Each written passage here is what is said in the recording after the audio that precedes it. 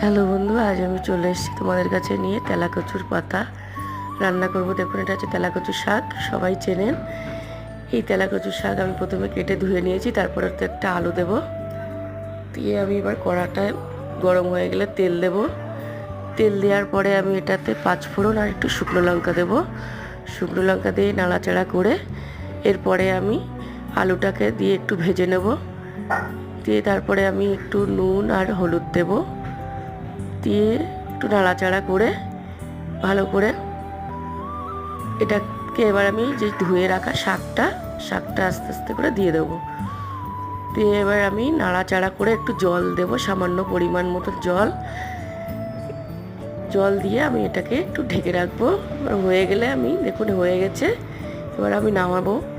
এটা খেলে খুব উপকার, এটা যাদের সুগার প্রেশার তাদের খুব উপকার, এটা খুব দারুণ সুস্বাদু শাক।